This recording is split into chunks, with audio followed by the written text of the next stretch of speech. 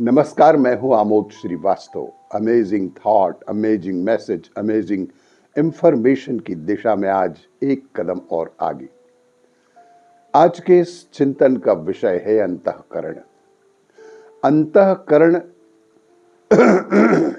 आदेशों के लिए अंतःकरण की पुकार ना सुनी तो बहुत ही गड़बड़ हो सकती है। इसीलिए आदर्शों के लिए हमें अंतःकरण की पुकार सुननी ही चाहिए।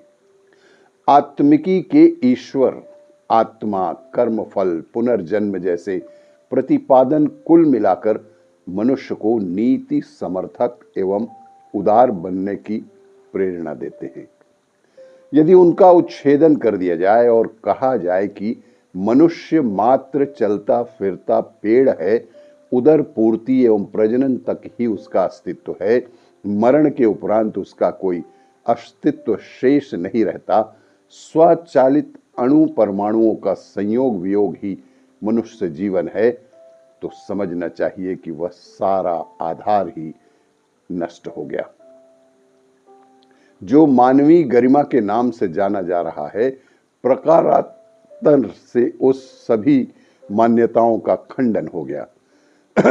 जो मनुष्य को संयमी, सदाचारी, कर्तव्यपरायण, उदार एवं सदाश्यता के समर्थन में कष्ट तक उठाने की उदारता बरत कर प्रसन्न होने की प्रेरणा देती है। कहना ना होगा कि आदर्शों से रहित निरंकुश मानवीय बुद्धि के लिए तब उद्दत्त स्वार्थ साधना के लिए पूरा द्वार खुल जाएगा। ऐसी दशा में जंगल का कानून ही तो चलेगा। तब बड़ी मछली छोटी को निगलेगी, बड़ा पेड़ समीपवर्ती पौधों की खुराक खींचने में कोई संकोच न करेगा। जिसकी लाठी उसका उसी का भैंस। सर्वाइवल ऑफ द फिटेस्ट का सिद्धांत सही और स्वाभाविक ठहराए जाने पर मानवीय सभ्यता की कैसी दुर्दशा हो सकती है, यह एक चिंता का विषय है। मनुष्य की बुद्धि उन मान्यताओं को अपनाकर किस सीमा तक अनाचार पर भी उतर सकती है, इसकी आज तो एक झांकी भर मिल रही है।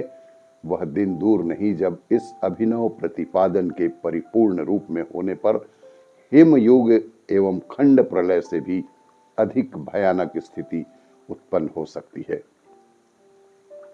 आज जो लुक छिप कर अनाचार बरते जा रहे हैं, किंतु अगले दिनों में नृशंस स्वेच्छाचारी शासकों की तरह सर्वत्र कत्ले आम मचाते दृष्टिगोचर होंगे।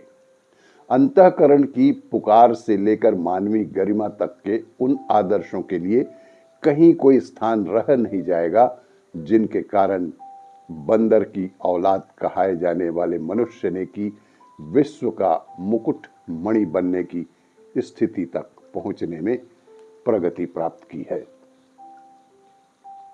यह सब पारस्परिक सहयोग और उदार अनुदान की नीति अपनाने से ही संभव हुआ है। सामाजिक सभ्यता और व्यक्तिक संस्कृति का प्रादुर्भाव तथा उत्थान इन्हीं उत्कृष्टता पक्षधर आस्थाओं के सहारे संभव हुआ है। यदि यह आधार नष्ट हो गया तो हमें फिर से उसी आदिम युग की ओर वापस लौटना ही होगा। शायद वह भी न बन पड़े, क्योंकि बुद्धि कौशल के रहते आदर्शहीन व्यक्ति मात्र पिशाच ही बन सकते हैं। पशुता के स्तर पर उतरकर संतोष कर लेने के लिए भी उन्हें सहमत न किया जा सकेगा। इस संभावना की आंशिक झांकी आज भी दृष्टिगोचर हो ही रही है। अनास्था युग के बाल्यकाल में जब स्वार्थ परतता का विस्तार निष्ठुरता से लेकर आतताई प्रवृत्तियों के रूप में बेतरह विकसित हो रहा है, तो फिर प्रौढ़ता आएगी तो हर व्यक्ति अपने समीपवर्तियों की गर्दनें नापता हुआ दूरवर्तियों का सफाया करेगा। फलतः सृष्टि विकास के समय उपजे अनगढ़ महागजों, महासरीसृपों, महाव्याघ्रों की तरह आभाओं और आक्रमणों की आग में जलकर स्वयं समाप्त होना पड़ेगा।